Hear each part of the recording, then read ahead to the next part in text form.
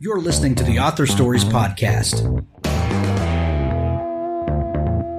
bringing you the story behind the stories and the storytellers. Margaret White, Terry Brooks, Sheena Kamal, Matthew Quick, JT Ellison, Walt D. Williams, Brad Thor, Corey Doctorow, Brandon Sanderson, Robin Mom, Ernest Klein, Jim Butcher, Sherwin Harris. Visit hankgarner.com for archives of all the shows. Today's guest is... Well, thanks for joining me again for the Author Stories Podcast, where I bring you the story behind the stories and the storytellers.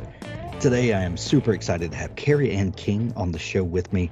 She has an amazing new book. It's called Other People's Things. And I'll tell you what, guys, this, there's so often that we have authors on the show, and the books that they are that they come on to talk about fit so neatly into one genre or subgenre, and it's super easy to talk about, that this book's place in that genre. And Other People's Things is one of those books that kind of straddles a number of genres, and I love it for that. This book takes you on a wild ride, and it is so much fun to be on that ride with Kerry. Other People's Things, one of my favorite books of the year. It just hits you that way, and I definitely recommend it. You need to have this book in your to be read pile. Put it beside your favorite reading chair, where you can pick it up and just fall back into the journey with Kerry at any time. Welcome to the show, Kerry. Well, thank you, Hank. And now my heart is just all happy, and thank you so much. You made my day. Oh, you are so welcome. You're so welcome. And I truly love this book. It was such a surprise for me, because looking at the cover, reading the blurb, I kind of thought that I knew what the book was about, and it is and it isn't. It's so much fun, and it's so much broader and deeper than I would have ever imagined. And I know we're going to have fun talking about it today. So thanks for joining me. But Kerry, before we can talk about all that good stuff, we begin each show with the same question. And that question is, what is your first memory of wanting to be a writer or storyteller? I think my very first memory, I started writing poetry when I was like sixth grade or something, but I remember a couple of years later than that. I was taking a walk with my dad, who I adored, mind you, and he was very supportive and positive about almost everything about me. And I said to him, I think I'm going to be a writer when I grow up. And he laughed. He laughed at me. My beloved daddy laughed at me when I said that. But I clearly remember that day. That's so funny. Were you a bookish kid? Did you read a lot? Oh yeah, absolutely. That from the minute I figured out what the words were doing on the page, I had my head in a book. I was one of those kids who tried to walk while reading. Oh yeah. And when I began driving, I really I didn't read while actually driving, but at the stoplight, you might have caught me reading a paragraph or two, that sort of thing. Yeah, got in trouble in school because I had books that I was reading tucked inside my textbook where I thought the teacher couldn't see, all that stuff. I knew a guy one time who could read, and I'm not endorsing this whatsoever, but he could read a novel with it placed on his steering wheel, and he's no. and oh God, the first time I ever heard of that, I just flipped out. I was like, no, that's not okay. Early texting Yeah. while driving. Oh my gosh, I was like, get the audio book.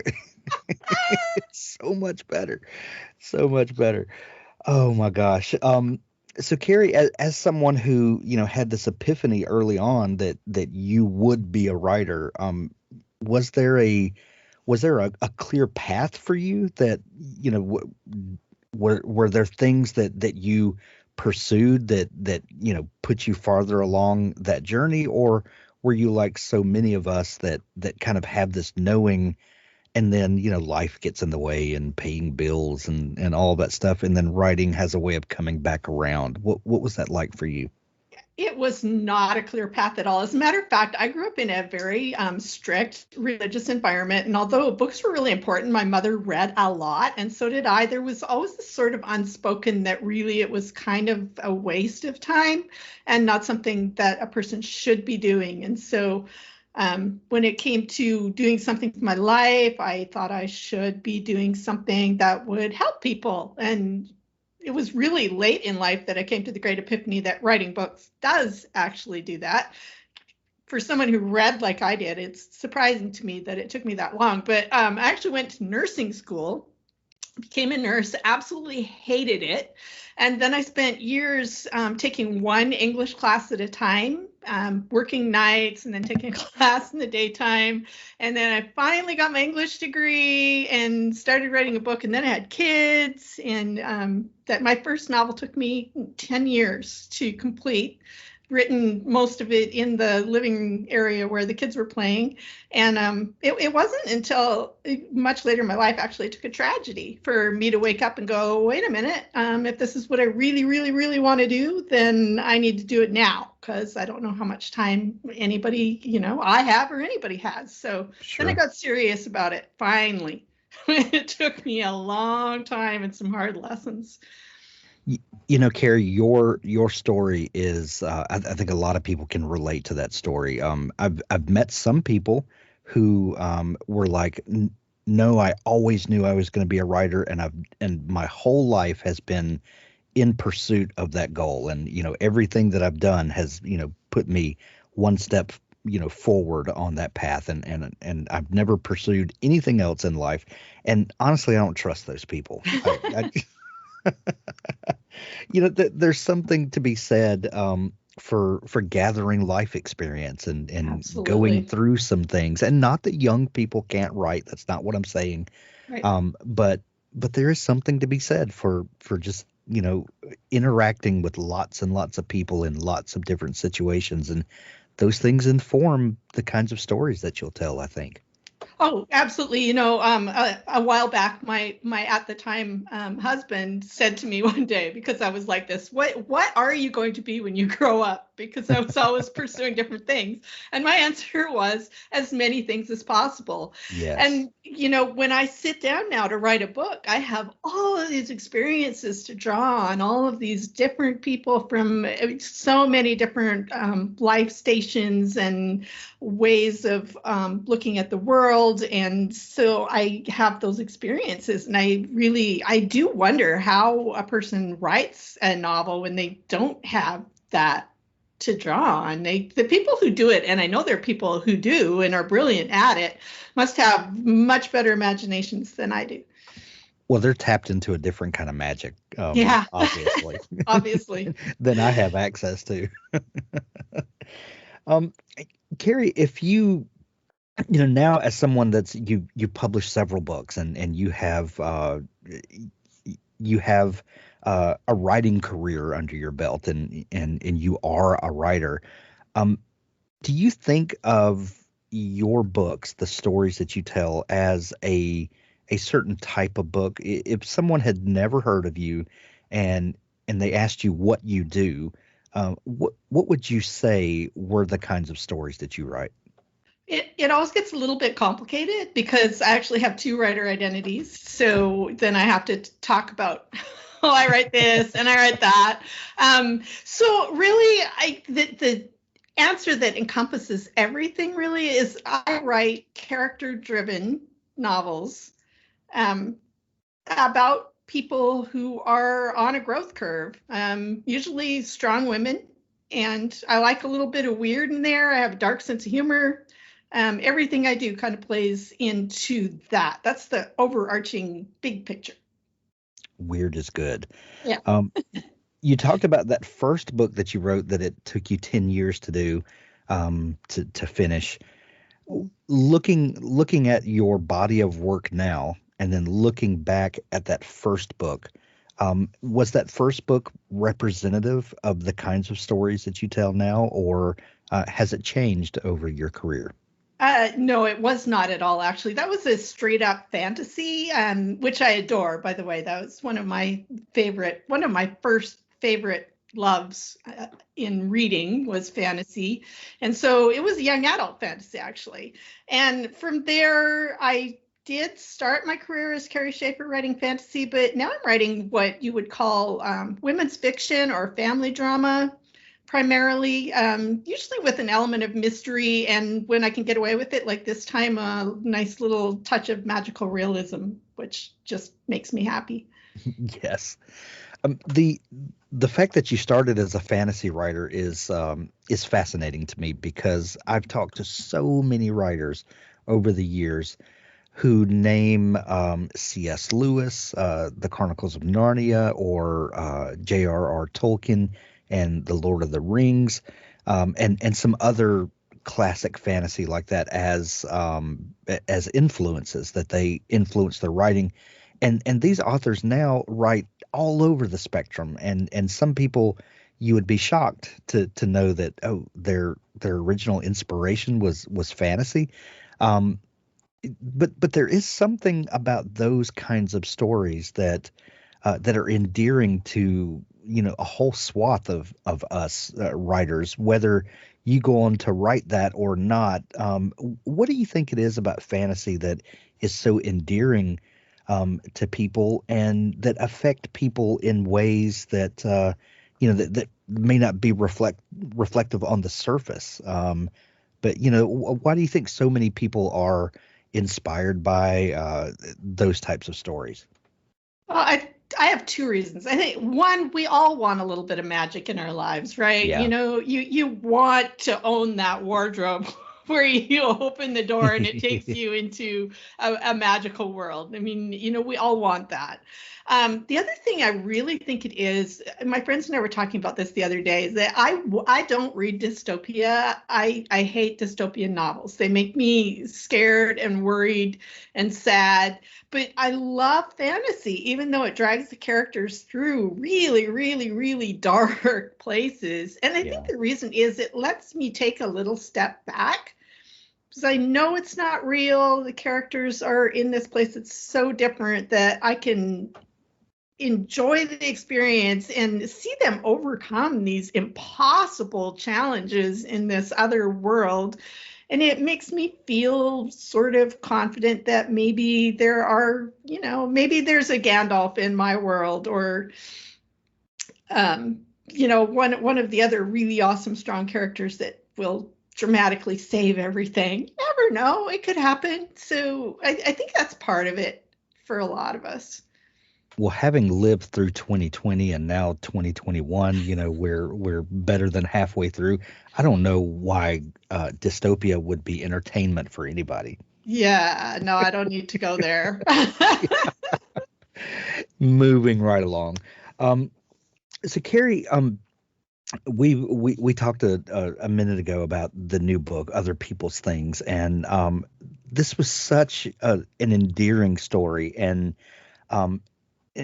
for reasons that you're not prepared for when you dig into the book. You read the blurb and you think about these characters, and you kind of, I know what to expect here, and then you totally don't know what to expect. Tell me about the character of Nicole. Where did she come from?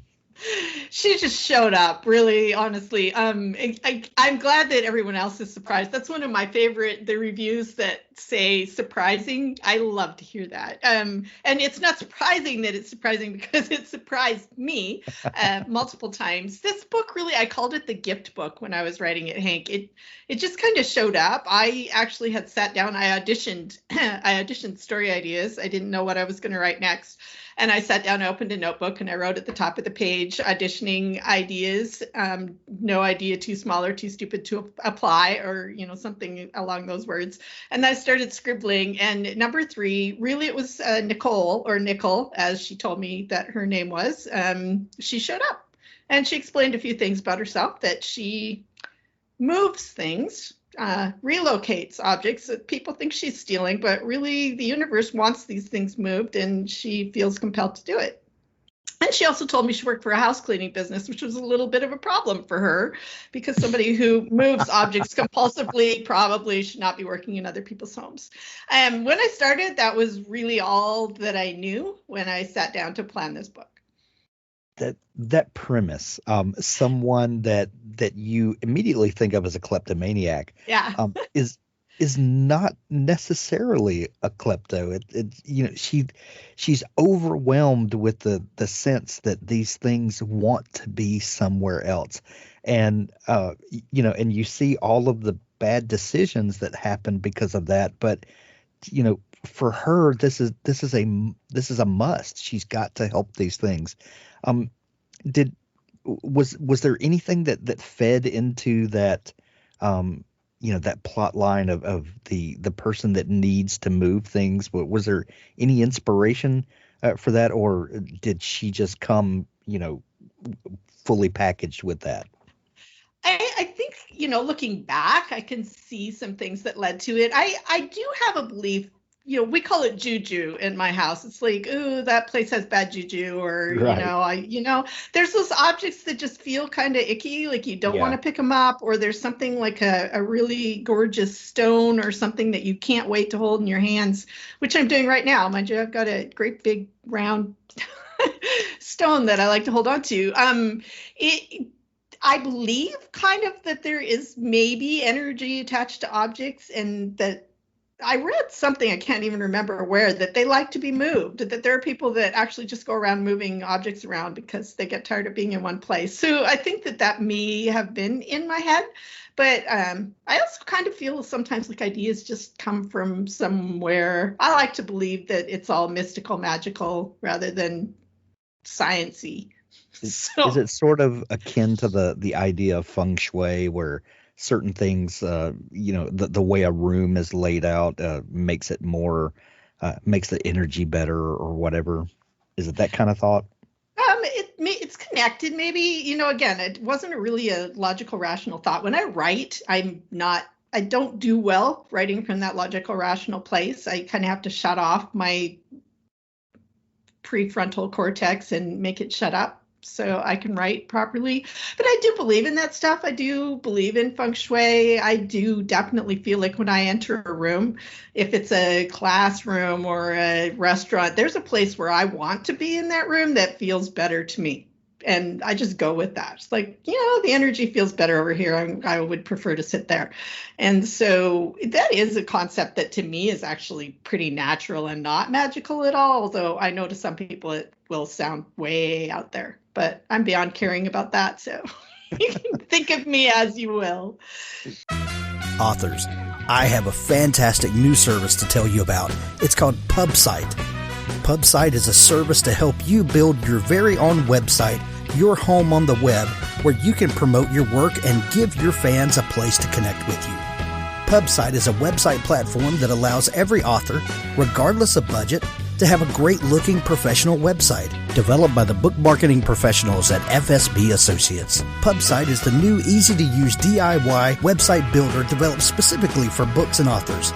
Whether you're an author of one book or 20, or a small publisher, PubSite allows you to build, design, and most importantly, update your website pain-free. No need to be dependent on a designer or webmaster to make a small but costly change to your website. Save the money and do it yourself. PubSite is the best platform for authors because it's a book-centric platform. PubSite was built just for authors and small publishers. Every design, feature, and layout is book-centric. They have customized designs for you to use. It's easy to build. No coding or HTML is necessary to create a stunning, professional-looking website with all the features you want. Get a custom domain name, yourname.com. It's simple to update. You can add all of your books, add a blog and a book tour, sell from any retailer, manage your email list and social media, and even do e-commerce. Build your website with a 14-day free trial, then pay just $19.99 per month, which includes hosting. And we offer packages starting at $499 to set up the website for you. Pub-site.com, the place to help authors find their home on the web.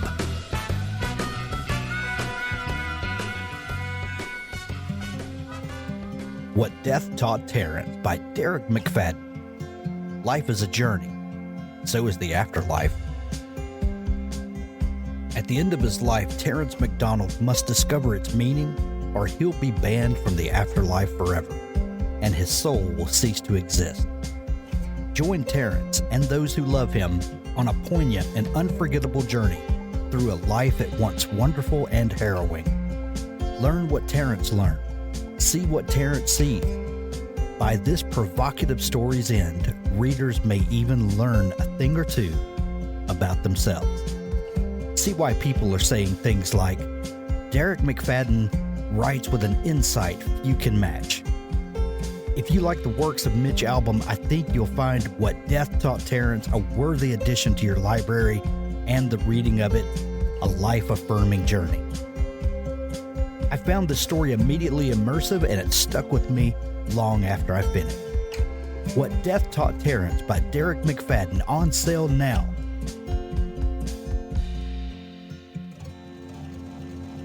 So you've got this character who believes that objects, want certain things, and she just can't help herself. The fallout that happens, with her relationships and the course of her life, which is affected by these decisions that she makes for a very flawed heroine. And there's a fine line as a writer where you're creating these characters, and there's the unlikable narrator or unlikable protagonist, and then there's someone who is making decisions that you definitely would not do, yet you just can't help but go on the ride with her. You just want to be riding shotgun with this person, and watching as it goes on. Were there, as you're writing the book, were there ever moments where you sort of argue with the main character about, this is not what you should be doing, and she does it anyway? Or, when you think of, I guess what I'm asking is, when you think of characters, when you're writing, do the characters have a mind of their own? Writing is one of the only pursuits where you can say that, the characters told you to do something, and other people are like, well, these characters don't exist. What do you mean they told you to do something? And you can go along with that, and people, don't want to put you in a straitjacket. But how do you as a writer interact with these make-believe characters, and how much influence do they have on the story? My characters totally influence the story. So again, when I said character driven, it's interesting because as Carrie Schaefer, my novels actually that I've been writing are mysteries. And so you would think that would be more plot driven, but it's always, my characters really are become very real on the page to me. And I have a sense often of, I want something to happen, and the character will tell me very clearly, I would never do that thing. And so I listen to them. I've come over time to trust that they know what they're doing, and I should just let them do it. And then I kind of use that to do plotting around what it is that they want. It gets kind of complicated. But if I go against that, it doesn't work. And I think a lot of this is intuitive for me. I am a licensed mental health counselor, and I did work as a nurse as well. And I've been a crisis mental health person. I have a very definite sense of character personality, like what a personality type who has been shaped by certain life events is going to do or not do or unlikely to do, which then the character can do, but it needs to be unlikely. So I always go with that and follow it. As a reader, one of the things I hate is when a character does something that I, as a reader, don't think that character would ever do. That jolts me right out of the story. So as a writer, I really do try very hard to let my characters be consistent. And I feel like the story is working when they start talking to me like that. Love it. We as we get to know Nicole and get a feeling for the patterns of her life.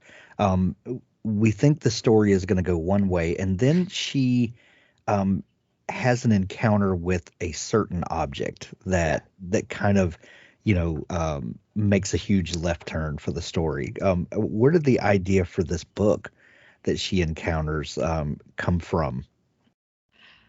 Well, I am trying to remember. I'm trying to think back because that was so early in the writing process. The book was originally, I was using the book Possession, which I thought worked really well and loved very much. And then I realized that it wouldn't have been out at the right time. Yeah, it just didn't work. So I had to change things. So I felt a book was something that they have so much energy, don't you think? Books, they've been read by so many people, especially an old used book. It's been touched by so many people. It has kind of a life of its own. And I needed to be something that wasn't going to be really huge or noticeable. I wanted this thing that she moved to be a thing where she could actually rationalize with herself. Nobody's really going to care if I move this thing. It's only an old book. So I'll break my new resolution to stop moving things and just move this one last item, and nobody will know. And yeah, as the book tells us, that is not how that turned out. So you mentioned early on that there's a bit of magical realism in this book, and the book adds some of that flavor. How do you balance writing a story that's not necessarily fantasy, and it's not, it doesn't check all of those boxes, yet there's a fantastical element about it. How do you weave these things in while not losing a part of the audience that would say, I would never read fantasy, that's not my thing. When you're thinking about all of the different genres that you're kind of melding together, or is that ever a consideration that some people won't like this element of the book if I go here, or this is a step too far? How do you weigh those out? On some level, I do think about those things, but here's what I determined really early on with writing. If I don't love what I do, then why would I do it? There's a whole lot of easier ways to get rich and famous than with writing books, right? So if I don't love it, then I don't want to do it. So one of my rules is that I do let myself go in some directions that I want to go. I did have the blessing of my editor on this one that I could play with a little bit of magical realism. So I knew that was going to be okay. And then I just really, it's like when you're writing fantasy, world building is super important. And it's the same if you're writing something that is set in the real world. You create the world your character lives in, and you get to create the rules of that. In this case, those rules include that sometimes this character sees objects that have energy around them, and she's aware of that, and they want to be moved. And so I just wrote that in to the reality as if I was creating a neighborhood and a street and a legal system. I just added that in and made it factual so that it's just there, and that makes it much more believable and easier for readers to get their minds around. With other people's things, how many books does this make for you that you've published?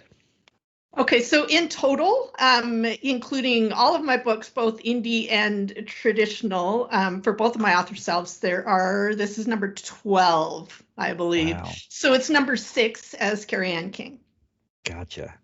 How have you seen publishing change over those 12 books? And you talked about having a conversation with your editor and having some back and forth there before you really got into the book. And but has over those dozen books or so, has the industry changed? Obviously it has, but have you felt the effects of that? And what do you think about the state of publishing where we are right now? Oh, it's in flux all again right now as we speak. So I try not to think about it too much, to be honest. Yeah. I just want to write my books and then I hope that they'll be published. I've been really lucky with Kerry Anne King. I landed at Lake Union, which is an imprint of what I used to think of as the evil Amazon empire, but now is my best friend. So my editor there, Jody Warshaw, is the best editor that a writer could ever dream of having. I absolutely adore her. She's very smart. She's very responsive. She's a very insightful reader. So she always, reads my first draft and then gives me feedback before it goes to developmental edits or anything else, which is fantastic. And being with Amazon and Amazon imprint, it's kind of, they do the same things and not too much changes. And yet it is changing. I've been watching. Amazon first reads, for example, don't have the same immediate rise to the top always that they used to have. There are all kinds of books that you wouldn't think would be bestsellers suddenly are, and ones that you would think aren't. And the pandemic really, really made things interesting last year. Yes. Last year's release was very strange. It's always ever changing, I think. I love the fact that there's now the possibility of indie publishing. I've done that now as Carrie Schaefer, and that's fun to play with. So in some ways, we're more limited. We don't, the chance of getting those huge advances that authors used to get are less for most of us. And at the same time, we can very successfully make a career out of doing things independently. So there's just ever shifting. I try and just stay focused on writing the books and hope that the rest, I do a lot of, let's trust and believe that the rest is going to work out. Well, and at some point you have to believe that if I write a good enough story that makes me happy, that it's going to make other people happy too. And there's a bit of trust that you just have to have that the story's going to find its reader, and hopefully, we can knock on wood and all of that good stuff. But this book, I believe, is not going to have any trouble finding its reader. I love this book so much. I'm telling everyone about it. If people are just learning about you, Kerry, and want to dig into all the great stuff that you do, where can they find you online? So my website is a great place to start, and that has both my author selves on there because I got really, really tired of trying to keep up with both of them. So I have a URL too. I love it. I have a website called allthingskerry.com, and that's Kerry spelled Kerry. I am on Instagram as both of myself, but we're talking about Kerry Schaefer today. So that's at Kerry Anne, King, Kerry Anne King. And I'm on Facebook as author Kerry Anne King. If you go to my website at All Things Kerry, you'll immediately land at a place where you can sign up for my newsletter. I highly recommend that you do that. I have my readers seem to love it. A newsletter that I send out. I talk about what's going on in my world. I have a Tales of the Viking that is very popular. I live with a real life Viking who is a very interesting individual, and book news, giveaways, all that kind of stuff. So that's a great way to keep in touch with me. Great. We'll put a link to the website in the show notes. We'll also put a link to the Amazon page where you can grab other people's things in paperback or Kindle edition or audiobook. However you like to consume books, you can grab it there. Kerry, this has been so much fun chatting. We're going to send everyone to pick up their copy of other people's things. Thank you so much for coming on the show today. Fantastic. Thanks for having me. I had a great time chatting with you. Now stay tuned for an audiobook excerpt from Richard Gleaves' The Jason Crane series. The ancient building wore the severe cassock colors of a Puritan minister, a uniform monochrome of slate-gray shingles and soot-gray clapboards, its shadowed upper windows cross-hatched like the facets of a spider's eye. The second story protruded beyond the first and bore the house's only ornament, 2 gray teardrops of wood, weeping from each corner of the building's stiff upper lip. The place would have looked sinister and foreboding in its shadowed alley if not for the die-cut silhouette of a dancing sheep, jaunty above the door, and the 2 front bay windows that blazed with colorful, welcoming light. The windows were hung with orbs of colored glass on staggered lengths of ribbon. Each orb glowed with autumnal reds and delicate greens, burgundy tints and pumpkin hues, dappled raspberry and clover lime, streaked with light and weightless as bubbles over a cauldron. The shelves below offered crystal skulls and silver daggers and horny devils, Celtic chalices and woven dream catchers in dreamcoat hues. A primitive broom leaned in a corner, ready for flight, and a rhapsodic nude in bronze clutched her goat-legged lover beneath a jackal bust of Anubis. The interior of the shop was even witchier. Above a crude and sooty fireplace, a stack of brick barely holding the shape of a chimney pushed through the barn-high roof, threading ancient beams that crisscrossed overhead. Brooms and kettles and Christmas lights dangled from these, alongside Halloween costumes and Chinese umbrellas, pointy hats and bundles of herbs. Jason wandered deeper into the shop. His fingers trailed across strange bronze statuary and Aztec masks of turquoise and lapis lazuli. He rolled his eyes at the luck candles and money charms, but goggled indecently at a nude and anatomically correct silver nymph with long golden hair that reminded him of Kate. "See anything you like?" Jason jumped, turned, and jumped again. The woman standing before him was the living embodiment of every hippy-dippy counterculture type he'd ever seen. Her hair was green, her face pale and round, her doughy body wrapped in some elaborately woven ethnic garb. Her eyebrows were black and pierced in little rows, and her eyes were heavily circled with midnight blue, as if she'd been sucker-punched by an oil slick. She tapped the glass over the nymph. "Admiring the goddess, I see." She'd practically caught him with porn. "You want to hold her? She won't break. Here." The woman flipped open a glass door and handed Jason the naked figure. "See how heavy she is? You could bang her against the wall all day and barely make a dent." She waggled her eyebrows, obviously enjoying his discomfort. He checked the price tag. $700? "The goddess is a symbol of love and fertility. Don't be ashamed of desiring her." The woman's long green fingernails plucked a long black cigarette from a long red case, and she lit it. "I sense," she blew smoke and studied its whorls, "dissatisfaction in love? Yes? I have just the thing."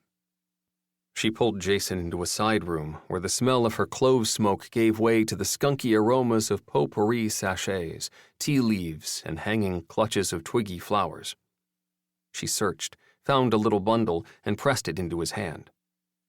"This will make you irresistible. Rub it on your nethers twice a day, and love shall surely find you." Jason made a face. The bundle smelled like cow manure. He didn't even want that on his hands.